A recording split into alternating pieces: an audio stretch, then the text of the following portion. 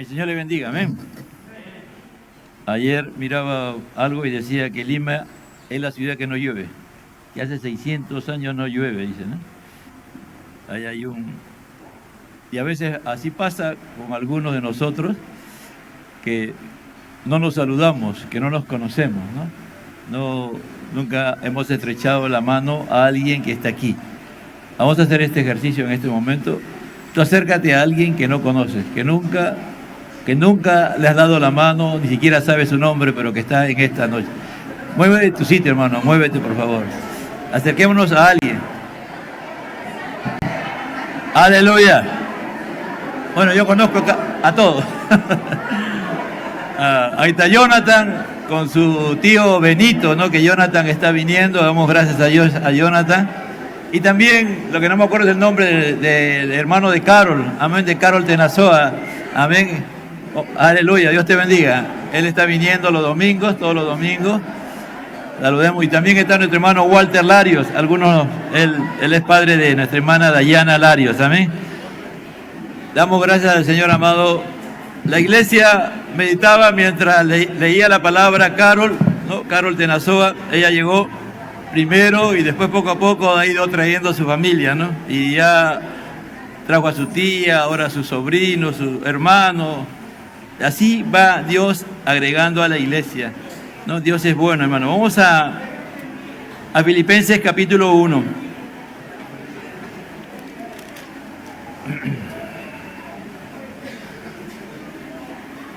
Se me está haciendo un poco difícil.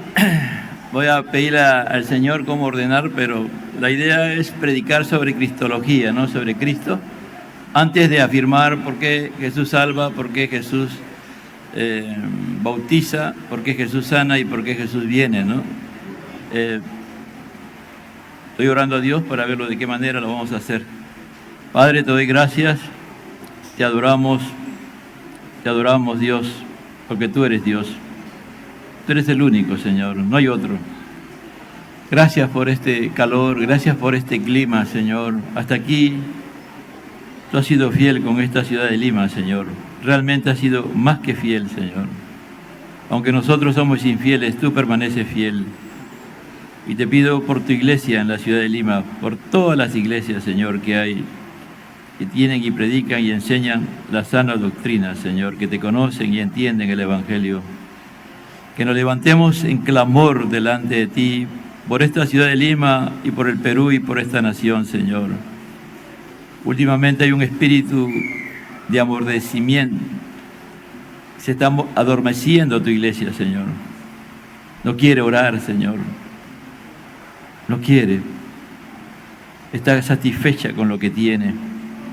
Te pido en el nombre de Jesús que tú nos hagas entender la gran necesidad de la oración. Que no esperemos que las cosas pasen, Señor, para decir, ya no orar, sino clamar cuando ya tú no vas a responder porque las cosas ya pasaron. Ten misericordia de nosotros, Señor. Atráenos a ti. Atráenos, Padre. Ten misericordia, Cristo Jesús, Espíritu Santo.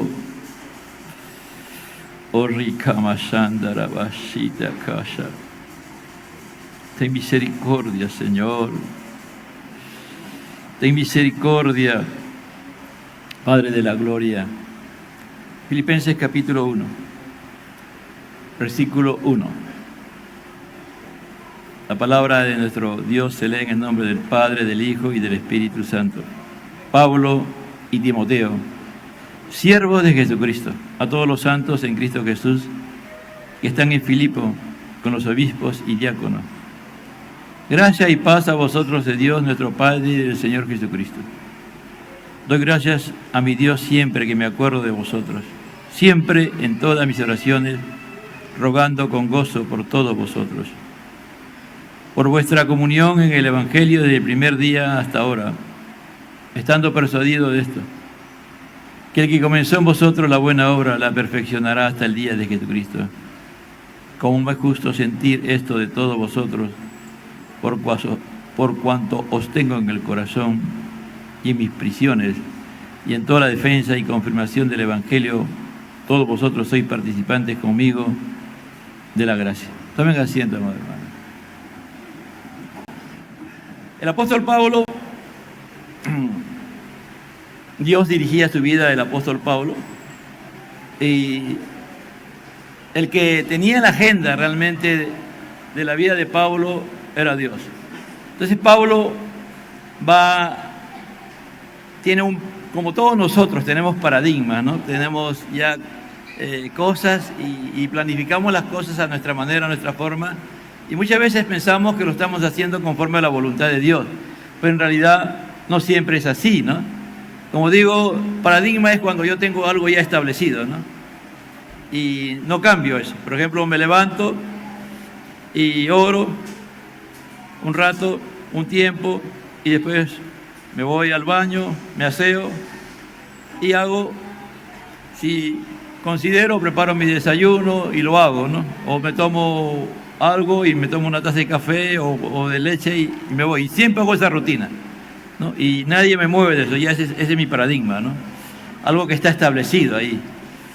Y a veces entonces cuando quiero hacer algo nuevo, siempre lo hago bajo esa forma, ¿no? Siempre bajo mi perspectiva, pero guiado por mis principios que yo según entiendo son correctos. O como ahora estamos en un mundo de cambio permanente en esta sociedad actual y no soy resiliente, es decir, no acepto cambios. Pablo más o menos estaba en esa condición, porque él ya había mirado a Asia, ¿no? Entonces él quería siempre, en su segundo viaje, él tenía el paradigma de irse a Asia, ¿no? Pero cuando él ya iba a irse a Asia, el Espíritu Santo le dijo que no fuera, le impidió, porque el que lo dirigía era el Espíritu. Él sabía que el Espíritu Santo le estaba impidiendo que él, ¿no? fuera hacia ese lado. Y se puso a orar, y en una visión Dios le mostró a un macedonio, y ese macedonio rogaba y le decía: pasa a Macedonia y ayúdanos, ¿no?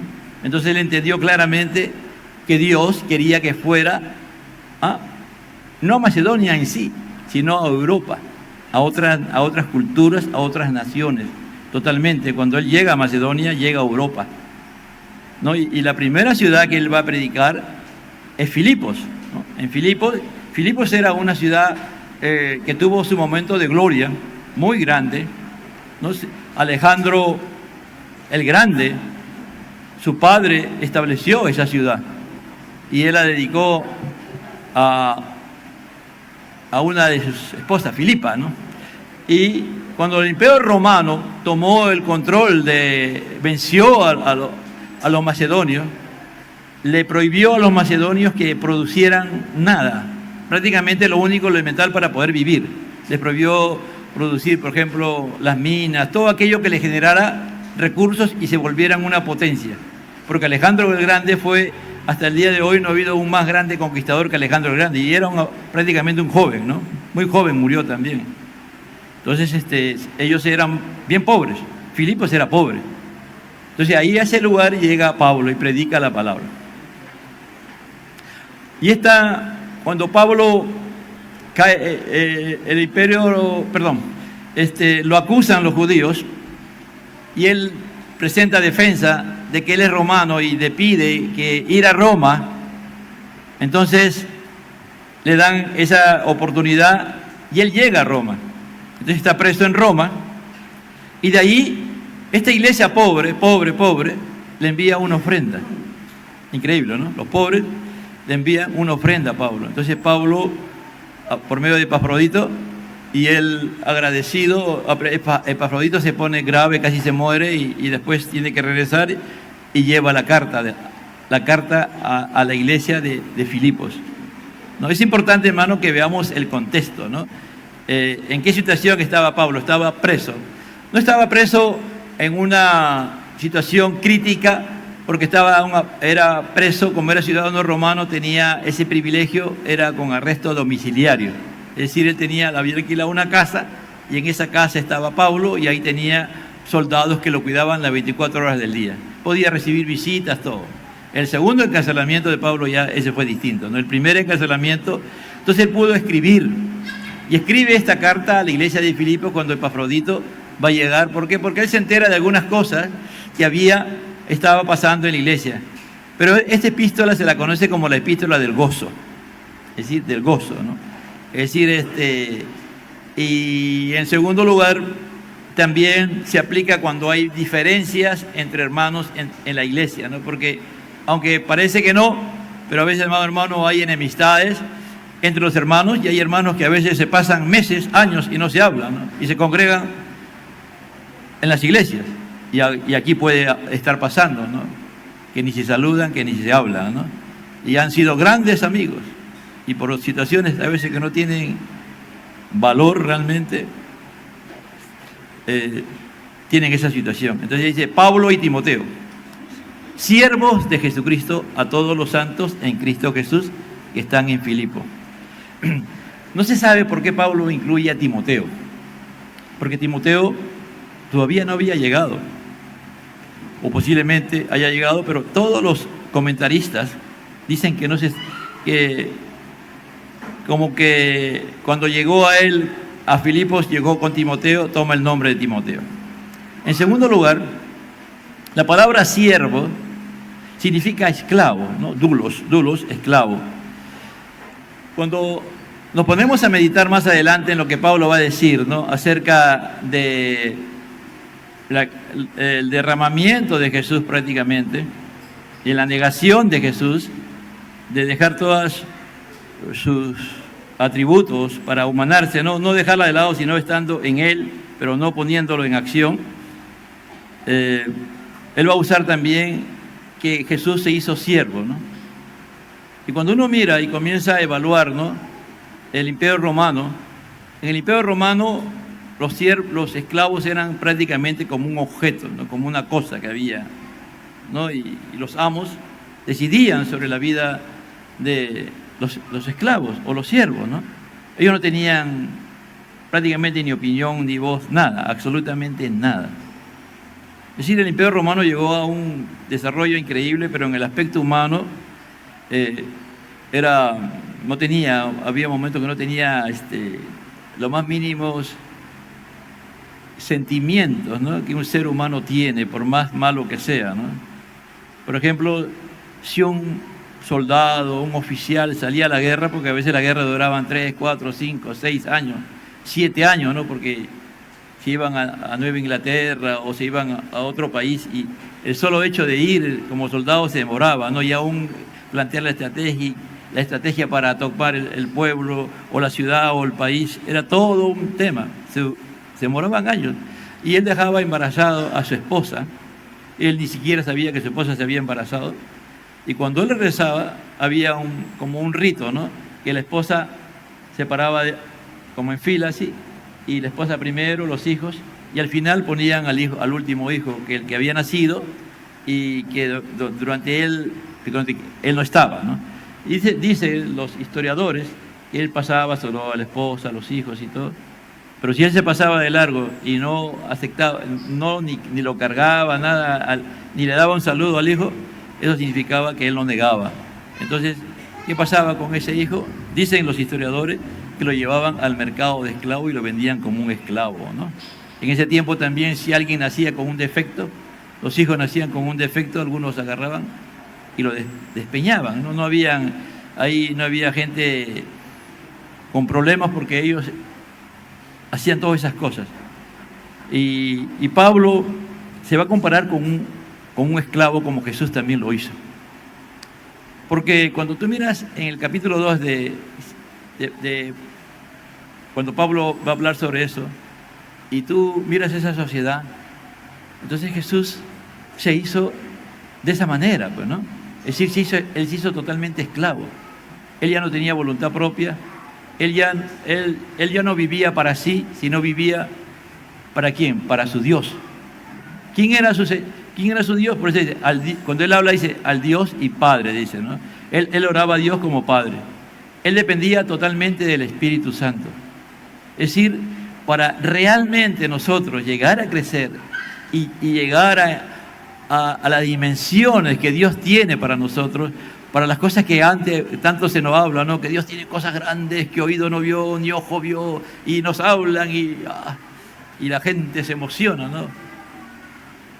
Es verdad, pero siempre y cuando seamos esclavos del Señor. Siempre seamos esclavos de Jesucristo. Que ya no tengamos voluntad propia. Que ya nuestra vida ya no es la que cuenta, sino la vida del Señor en nosotros. Por eso que Pablo va a decir, ya no vivo yo, Cristo vive en mí. Entonces, por eso que Jesús, todo lo que hacía dependía de su Padre. Dice, nada Jesús hacía sin consultar a su Padre. Y para hacer las cosas que él tenía que hacer, dependía del Espíritu de Dios. Entonces, él cuando usa esa palabra esclavo o siervo, que es suave, ¿no?, cuando lo leemos, pero en realidad es esclavo, tanto Jesús, y en este caso, Pablo está diciendo, yo soy siervo de Jesucristo. ¿Por qué? Porque Él ha pagado. ¿Quién pagó? ¿Quién murió por nosotros? ¿Quién pagó con su sangre? El Padre es el autor, ¿no es cierto?, de la redención, de la salvación. Dios es el autor, pero el que ejecuta, el que hace realidad la salvación es Jesucristo en la cruz del Calvario. Jesucristo muere por nosotros. Entonces, cuando yo digo, yo le entregué mi vida a Cristo, y si realmente es así, tendríamos que ser esclavos del Señor.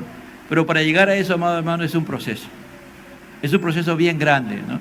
Aquí Pablo está preso, y él va a decir en Efesios, dice, Pablo preso de Jesucristo, ¿no?, en el 4:1, pero él está claro que los hombres lo tienen apresado, pero él le pertenece al Señor.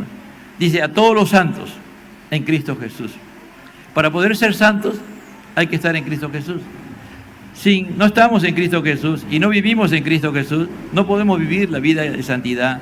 ¿Por qué? Porque el pecado tiene poder, ¿no? El mismo Pablo va a decirnos en Romanos, nos va a explicar en Romanos 6 el poder del pecado, y nos va a decir en el capítulo 7 la crisis que Pablo pasó cuando él se daba cuenta que él quería hacer lo bueno y no podía, hacía lo malo. Y él va a decir, qué miserable soy miserable, decía, no sirvo. Pero va a decir, gracias a Jesucristo que me libró de todo ello. Entonces, cuando nosotros nos negamos a nosotros mismos, y es la clase que se está dando de discipulado los martes, y entendamos, y que el Espíritu Santo nos haga entender y comprender lo que es un discípulo, cuando el Señor toma el primer lugar en nuestras vidas, y no le damos opción a nadie más que esté en el primer lugar de nuestra vida, ahí podemos decir que no solamente somos esclavos del Señor, sino también vamos a experimentar la vida de santidad. Porque como ya nuestra voluntad no gobierna, es la voluntad de Dios, vamos a querer siempre agradar a Dios, y el poder del Espíritu Santo nos va a llevar a eso, ¿no? Y también el mismo Espíritu Santo, por eso se le conoce más como el Espíritu Santo, va a ser esa obra de santificarnos, ¿no? Permanentemente, ¿en base a qué? En base a la medida en que yo voy conociendo su palabra, en base en que el Espíritu Santo me hace entender su palabra. Por eso el Señor dice, santifícalos en tu palabra es verdad. Es decir, la palabra de Dios tiene el poder, por medio del Espíritu Santo, de santificarnos, porque por medio de la palabra yo me doy cuenta qué es pecado y qué no es pecado, a qué tengo que renunciar y en qué cosas tengo que agradar a Dios, pero yo no lo puedo hacer por mí mismo. ¿Quién me da ese poder? Por eso Pablo decía, porque no me avergüenzo el Evangelio, porque es poder de Dios para todo aquel que cree. Yo creo que el Espíritu Santo está gobernando, dirige mi vida, y la unción, porque la unción es cuando yo me someto al Espíritu de Dios, el Espíritu de Jehová está sobre mí, y sí tiene autoridad sobre mí, y dejo que el Espíritu Santo controle mi vida, me dirija. ¿Para qué? Porque vaya formando, la palabra de Dios se va esculpiendo en mi corazón, la palabra de Dios se va formando en mi corazón. ¿Y qué va a formar la palabra de Dios? La imagen de Cristo, ¿no es cierto? A Cristo va a ir formando. Ahí se va. La palabra es como si fuera yo un escultor que me dan una piedra gigante y yo miro ahí como Moisés. No sé si han visto ustedes, a Miguel Ángel, la obra de arte de Moisés, que es una obra, uno la ve en foto y se queda fascinado, ¿no? Cuando yo creo que Miguel Ángel miró esa piedra y dijo, acá voy a hacer a Moisés. Tú veías una piedra tosca, fea, toda. Y así somos nosotros cuando el Señor viene, Él viene a salvarnos, Él viene a convertirnos. Somos pecadores, estamos en una condición terrible, pero Él mira lo que va a hacer con nosotros. Él mira que lo que Él pensó antes de la fundación del mundo lo va a realizar y Él va a trabajar con nosotros. Por eso, como decíamos el domingo, ¿no? Y esa comba, y ese cincel es la palabra y el Espíritu que van cincelando, ¿no? Van sacando primero todo aquello que no debe estar, hasta ahí formando a Cristo en nosotros. Y después lo voy a aplicar adelante, ¿no? Esta parte dice, en Cristo Jesús, que están en Filipo con los obispos y diáconos. Los obispos eran los supervisores de la iglesia y los diáconos eran los servidores. Gracia y paz a vosotros de Dios, nuestro Padre, y del Señor Jesucristo. Aquí todos estamos y permanecemos por gracia, amado hermano. Alguien puede decir, y de repente hasta me puede discutir con otro hermano también, que él está por su propia fuerza y que él ha venido porque él ha querido venir. No, hermano, es por gracia. Pablo va a decir más adelante en esta epístola, porque Dios produce el querer y el hacer por su buena voluntad. Porque tú un día, cuando tú le entregaste tu vida a Cristo, le entregaste tu vida. Aunque a veces tú no quieres que el Señor te dirija, y a veces cuando le oras, Señor, haz tu voluntad, entonces Él agarra y te trae a la iglesia. ¿Me entiendes? Porque Él quiere que tú estés en este culto. Nadie se está aquí, amado hermano, por su propia voluntad. Absolutamente nadie. Aun si tú no eres cristiano, Dios te ha traído. Dios te trae. Esa es la total soberanía de nuestro Dios, la grandeza de su amor. Por eso dice gracia y paz, que es la palabra eirene, es en griego y se asemeja a la palabra shalom en hebreo, ¿no? Que shalom es la paz integral, no solamente es quietud. La paz integral es cuando tú estás saludable, espíritu, alma y cuerpo. Cuando tú puedes responder a Dios como Él lo quiere y lo haces integralmente. Todo, cuando haces algo para Dios, lo haces sabiendo de que Él te ha santificado y te tiene saludable en lo físico, saludable en lo espiritual, saludable en lo emocional, en lo intelectual, en todo. Esa es la paz. Cuando tú no tienes problemas con nadie. Sabes que el enemigo, hay gente que te odia y te quiere hasta matar, pero tú lo bendices, ¿no? Tú lo amas como Dios quiere que lo amas. No has perdonado a todo el mundo. No, y te hayan hecho lo que te hayan hecho, le has perdonado, tienes paz. Pero si tú no perdonas, si te tocara morir, Pablo estaba preso, hermano. Y Pablo le está escribiendo a la iglesia. Aquí no vas a ver ninguna queja de Pablo. Lo primero, esa gente que tiene problemas de no perdonar, o esos hermanos que tienen el problema de no perdonar, van a sufrir para morir, porque lo primero que tienen que hacer es perdonar. A veces cuando uno escucha los testimonios, ¿no?, de los hermanos, o a veces uno mismo ha participado de personas que no pueden morir, hermano. Hay personas que no pueden morir, de verdad. Yo como pastor a veces he tenido que ir, y cuando han perdonado es que se han sentido libres y recién se han podido ir. Y a veces Dios es tan bueno, pero tan bueno, que no permite que esa persona se muera porque Él quiere llevársela, pero tiene que perdonar. Y Dios produce, hermano, mueve circunstancias, cosas para que esa persona que está a punto, o hermano o persona, que Dios quiere salvarlo aún antes de morirse, y Dios quiere que perdone, trae a esas personas. Él lo trae, nuestro Dios, porque Él quiere llevárselo. Entonces, por eso acá dice gracia y paz. ¿De quién? De nuestro Señor Jesucristo, porque cuando Él murió en la cruz del Calvario, Él arrebató, aleluya, Él arrebató al enemigo, ¿me entiende? Las llaves de la muerte, como se ha leído hace un momento en Hebreos 2. Él tiene el poder, amado hermano. Él venció a la muerte. Por eso dice gracia y paz a vosotros de Dios nuestro Padre y del Señor Jesucristo. Él debería ser la persona que más problemas tendría humanamente, pero no. Él está escribiendo a una iglesia que ama. Porque Dios le enseñó a amar a la iglesia de Filipo, y la iglesia de Filipo aprendió a amarle a Pablo. Y le amaba tanto que para ellos la parte material no era problema. No era sus pocos recursos que tenía, se los mandaban a Pablo. No solo una vez, sino varias veces apoyaron a Pablo. Doy gracias a mi Dios siempre que me acuerdo de vosotros. Doy gracias a mi Dios. ¿Qué es la palabra gracias? Doy gracias, ¿no? La palabra gracias es una palabra compuesta que significa bueno. Buena gracia. Buena gracia. Es decir, Cuando tú y yo entendemos lo que es la gracia de Dios, que es la buena gracia de Dios, es decir, que es bueno, que es excelente, que es maravillosa, que es gloriosa la gracia de Dios, vamos a aprender a darle gracias a Dios. Le aprendemos a dar gracias a Dios, amado hermano. Dice, la comunidad cristiana primitiva adoptó y profundizó esta práctica enfatizando la acción de gracia como respuesta a la gracia de Dios a través de Jesucristo.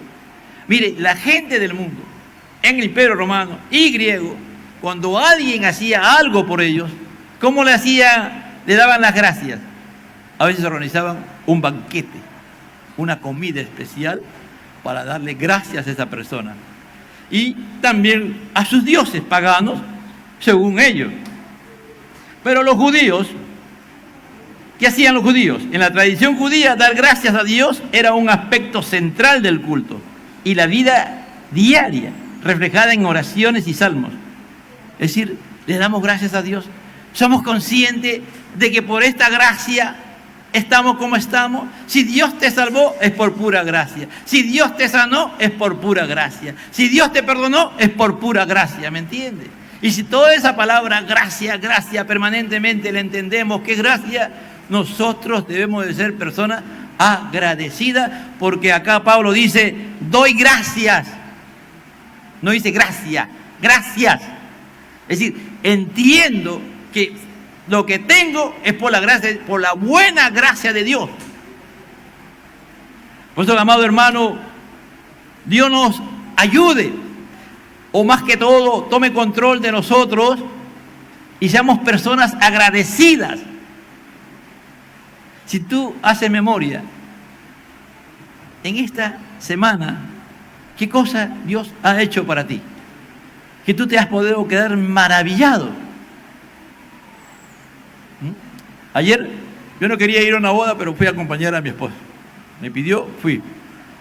Y lo tremendo, amado hermano, estaban tomando fotos todos a los novios, ¿no? Y una boda bien sencilla y bien bonita la boda, ¿no? Sencilla y bonita, ¿no?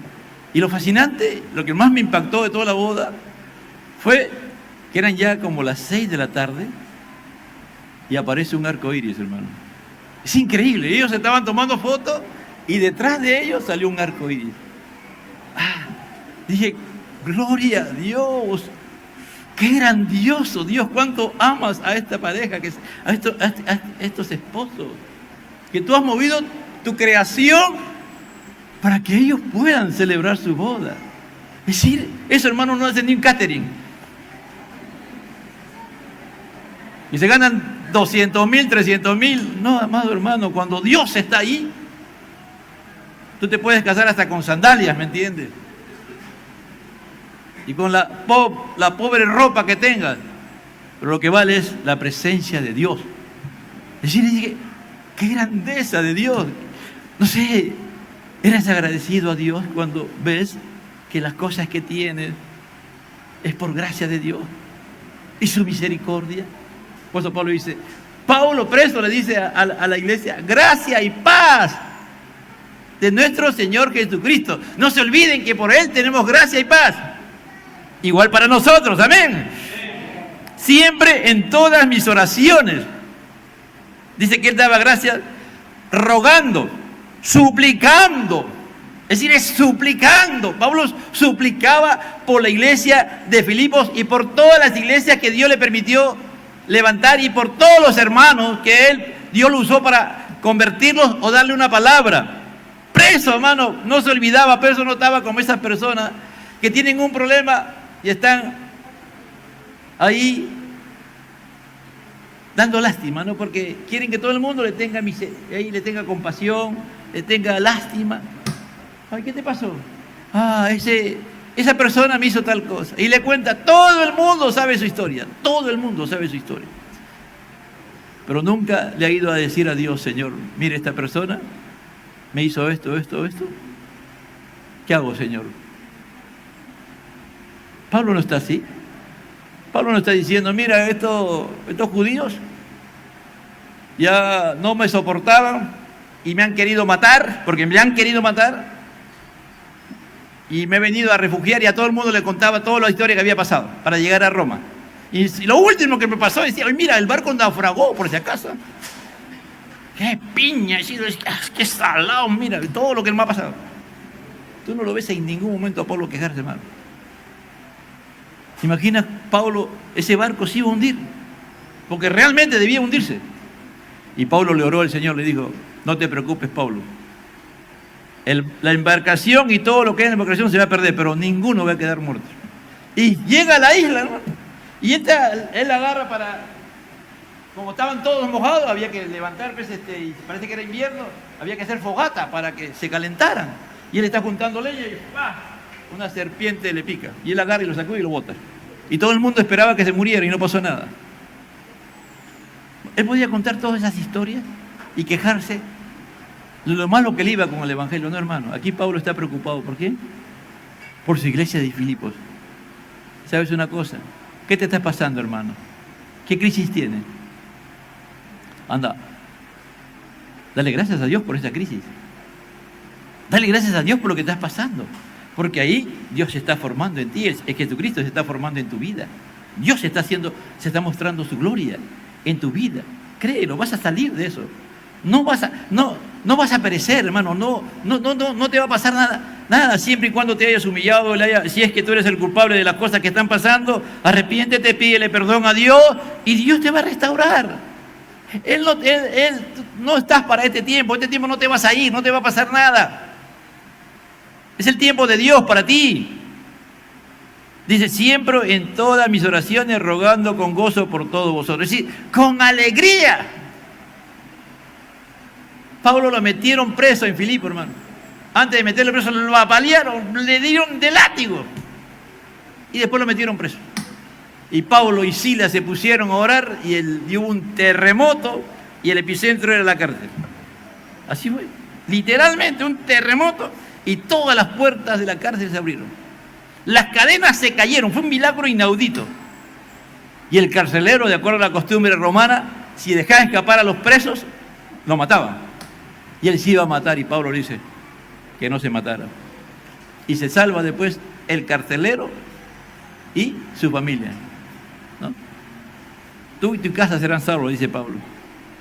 Es decir, todo eso había pasado Pablo para llegar a ¿dónde? A Roma y escribir esta epístola desde Roma a la iglesia de Filipos. A veces pensamos, hermano, que lo que nos está pasando es terrible. Pero cuando tenemos la actitud que Dios quiere que tengamos como Pablo, va a ser de bendición no solamente para ti, sino para mucha gente, ¿me entiendes? Porque Dios quiere bendecir. Dios quiere bendecir a mucha gente a través de nosotros.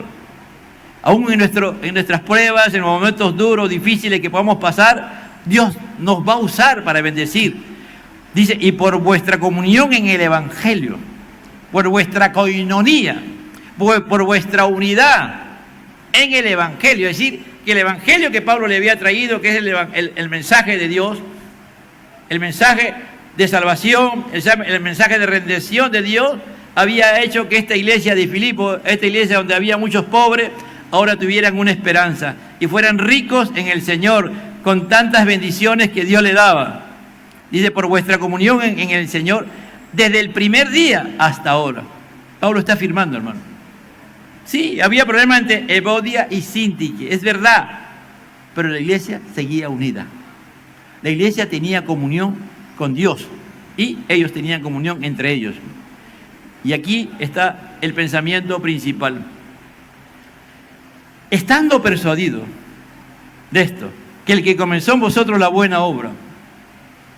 Mire, antes que existiera nada de nada, Dios pensó en crearte a ti, a mí, a cada uno de los que estamos aquí presentes. Dios pensó en ti, en mí, y Él planificó en qué tiempo tú te ibas a convertir y qué cosas iban a pasar con tu vida, como para Pablo también. Dios sabía que Pablo iba a estar preso en Roma y que de ahí él iba a escribir una iglesia de Filipos que necesitaba ser alentada, una iglesia que necesitaba ser animada por la situación en que estaban viviendo. Como en este tiempo nosotros estamos viviendo momentos difíciles, y es no solamente a nivel mundial, lo que el Señor nos quiere es alentar, nos quiere animar, que Él ha comenzado una buena obra. Esa obra que Él planificó de antes de la fundación del mundo, Él ya la comenzó en tu vida. Él está trabajando en tu vida, en cada uno de nosotros. Por eso va a decir, estando persuadido de esto. ¿Qué significa la palabra persuadido? Es estar convencido, es estar confiado, es tener seguridad. ¿Quién puede darte confianza? ¿Quién te puede convencer? ¿Quién te puede instar? ¿Quién puede hacer que tú confíes? Solamente Dios, hermano. Pero siempre y cuando tú aceptes la grandeza de Dios. Cuando en estas semanas hemos estado predicando acerca de Deuteronomio y del rol de los padres, y el día de ayer la escuela bíblica concurren los niños a su culto que se hace una vez al mes, y el tema era obedece, ¿no? Si tú pones todo en una sola palabra de lo que Dios le pedía al pueblo de Israel, era obedece. Seguir las leyes, mandamientos, estatutos, ordenanzas, todo. Lo único que tienes que hacer tú, obedece. Obedece. ¿Cuántos se quedaron? 603.448 más 24.000. Mira, de la primera generación se quedaron 603.548. Y de la segunda generación, en Baal peor, porque la segunda generación también se revela, mueren 24.000 más. Imagina, saca tu cuenta. Por no obedecer a Dios, por ser rebelde. Y lo más tremendo, hermano, el maestro, el líder, el que dirigía al pueblo y que vio prodigios de primera mano delante de él, él vio la gloria de Dios, que se llamaba Moisés. Dios también le dijo a Moisés, obedece. Moisés, me obedeces, ¿ah? Moisés, me obedeces. Mano, una sola falla de Moisés, que no obedeció a Dios y se quedó. No pasó a la tierra prometida. Mira, el hombre que Dios usó y que los judíos, hasta el día de hoy, hermano, los judíos ortodoxos, los judíos que no reconocen a Jesús como Mesías, no hay profeta más grande que Moisés. Para ellos es el más grande personaje que se ha levantado en el pueblo de Israel, porque ellos no creen en Jesús. Ese hombre, por no obedecer, me puede pasar a mí, amado hermano. No, yo soy pastor, no, hermano, yo también a veces cometo actos de desobediencia contra Dios. Cuando a veces hago algo que no es de acuerdo a la palabra de Dios. Cuando a veces trato a alguien como no debo tratarle. ¿Qué estoy haciendo? Desobedeciendo, ¿no? Si tengo que amar a alguien y mi manera, yo pienso que estoy amando, pero la forma como me expreso, la persona percibe que yo no lo amo, por el contrario, lo estoy agrediendo, yo estoy pecando contra Dios. Si yo trato a alguien y no tengo misericordia y lo trato sin misericordia, le estoy desobedeciendo a Dios, porque si Dios dice, bienaventurados los misericordiosos, porque ellos alcanzarán misericordia. La característica de cada creyente, de cada hijo de Dios, es ser misericordioso, ¿me entiendes? Y a veces fallamos en eso, y a veces pecamos contra Dios. Mire, obedece. Nada más. Eso es lo que en una sola palabra, en una sola frase, obedece. ¿Es fácil obedecer sin Cristo? ¿Es fácil obedecer cuando estamos con un pie en las cosas del mundo y otro pie en las cosas de Dios? Cuando estamos tibios, cuando ya no oramos, cuando ya no alabamos, cuando no leemos la Biblia, cuando comenzamos ya a oír voces que no son las voces de Dios, sino las voces del mundo, o mi misma voz, o mi mismo pensamiento comienzan a gobernarme y a dirigirme. Por eso Pablo dice, estando ¿qué? Convencido, estando confiado, teniendo seguridad de que el que comenzó en vosotros la buena obra. ¿Quién comenzó la buena obra? Dios. ¿Y quién comienza a ejecutarla? El Espíritu de Dios nos convence de pecado, justicia y juicio, y después Jesucristo comienza a trabajar con nuestra vida, con el poder del Espíritu Santo y el Evangelio. Pablo está diciendo, yo estoy seguro, yo estoy convencido. Yo estoy plenamente confiado en Dios, que Él ha comenzado esta buena obra. Lo que Dios ha hecho es una obra excelente, amado hermano. No hay otra obra más grande que la que Dios ha hecho. ¿En dónde? En la cruz del Calvario. Tú y yo podemos fallar, y le hemos fallado a Dios, y hemos pecado contra Dios, y hemos hecho lo malo contra Dios. Pero Pablo dice, nosotros somos infieles, pero Él permanece fiel. Nosotros somos desleales muchas veces contra Dios, pero Él sigue siendo leal. ¿Por qué? Porque Él ha decidido salvarte. Solamente está esperando que tú y yo nos rindamos a los planes que Él tiene. Que tú y yo le pidamos al Señor, transfórmame ya un corazón de esclavo de mi Señor Jesucristo. No de una persona servil, no, eso no quiere el Señor. El Señor no quiere personas serviles. El Señor quiere esclavos. Que Él controle su vida, que Él dirija su vida. No vas a poder, ¿me entiendes? No puedes tú vencer al pecado. Te vuelves esclavo del pecado. Y Satanás te agarra y hace contigo lo que quiere. Te usa como un muñeco, te usa como un títere. Satanás te idiotiza. Satanás te vuelve estúpido, ¿me entiendes? Es decir, todo eso hace. Un estúpido es aquella persona que tiene, cuando tú estás con resfrío y no puedes oír nada, así es, te vuelves, está tapado tu oído, tu nariz, no escuchas. Así son las personas, a veces cristianos, que endurecen su corazón, se vuelven estúpidos ante la grandeza, lo que Dios le está hablando, lo rechazan. Pero cuando Dios, que te ama, Él va a dejar que tú sigas para adelante. ¿Hasta qué? Hasta el momento en que tú mismo, como el hijo pródigo, te des cuenta que lo que tenías, que Él te había dado y que Él lo administraba, tu padre lo administraba muy bien, tu riqueza que te iba a tocar en el momento, que le iba a tocar al hijo pródigo en el momento de Dios, su padre lo administraba muy bien. Y así es, Dios administra bien, amado hermano, las cosas que Él nos da. Entrégale al Señor, entregamos nuestra vida, todo al Señor, y Él lo va a administrar perfectamente bien. No le pidas a Dios nada antes de tiempo. Como el hijo pródigo, vas a caer como el hijo pródigo. Por eso dije, el hijo pródigo, mejor me voy a la casa de mi padre y me voy a convertir en un jornalero. Ya no, que no me reciba como padre, pero por lo menos voy a comer migajas. No voy a estar aquí con los chanchos, peleándome con los chanchos, queriendo comer comida de cerdo. Yo no voy a estar con el mundo, embarreándome con el mundo, haciendo cosas terribles, haciendo cosas corruptas, haciendo cosas inmorales para poder comer. ¿Me entiende? Hay mucha gente, hermano, que el día de hoy ha estado en los caminos de Dios. Yo no sé si se habrán convertido o no se habrán convertido, pero viven de la basura del mundo, ¿me entiendes? Viven de la droga, de la venta de droga, viven de la prostitución, viven del sicariato, viven de las estafas, viven de la mentira, viven del engaño, que consiguen dinero bajo esa forma. Eso es estar ahí como el hijo pródigo, embarrándose, ¿me entiendes? Pero el Señor dice, yo la obra que he hecho, yo la he hecho excelente. Yo no te quiero ahí. Tú tienes que estar convencido que yo te he escogido a ti, yo te he llamado, yo te he salvado.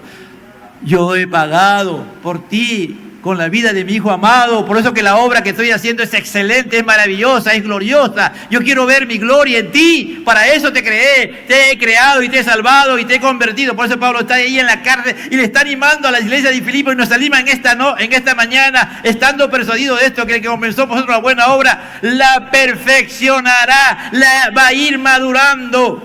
¿Me entiendes? Volvemos al tema que dije, ¿no? Que a veces esa piedra o esa madera, como decíamos el otro día en el ejercicio, hay que darle, va a haber comba con el cincel para sacar las cosas que no valen, porque él la va a purificar, él va sacando y tú mismo te vas a dar cuenta. No es que Él viene y te pone, no. Como dice Joel, arranca de tu corazón, niégate a eso, porque el Espíritu Santo, la palabra y el Señor mismo te está diciendo, muera eso, renuncia a eso. Porque yo lo que tengo para ti es una buena obra, excelente, maravillosa, gloriosa. Yo quiero que tú veas mi gloria a través de ti. Yo voy a mostrar mi gloria. Y Dios lo mostró a través de Pablo, amado hermano. ¿Cuántas epístolas? Y hasta el día de hoy seguimos hablando de este hombre, amado hermano, que no le falló a Dios. Aunque tuvo su problema, tuvo sus defectos. Él se dio cuenta un día que aún siendo cristiano era un codicioso. Y él tuvo que renunciar a la codicia. Él decía, yo soy intachable.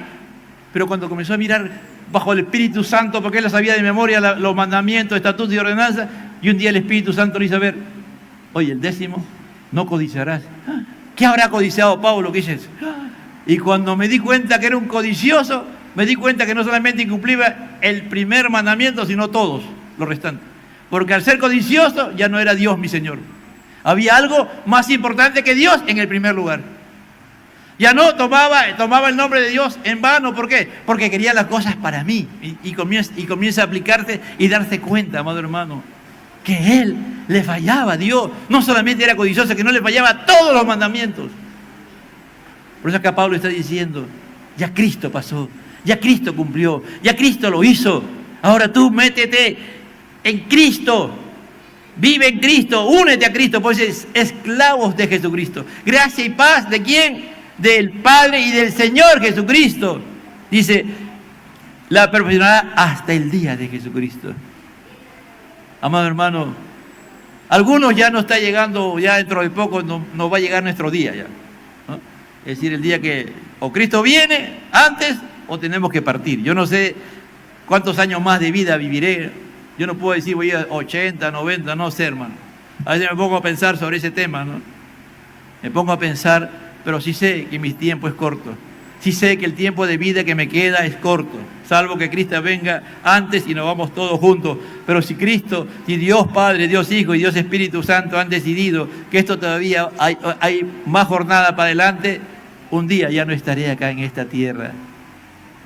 Y hasta ese día yo tengo que estar persuadido, yo tengo que estar convencido, yo tengo que estar seguro que la obra salvífica que Dios, un día que me encontró perdido, muerto en mis delitos y pecados, siendo un ignorante, siendo, no sé qué nombre ponerme, porque yo creía que lo sabía todo, pero era un pobre y triste desventurado, un pobre hijo del diablo, de Satanás, que no creía en Dios, ni siquiera pensaba que Dios existía.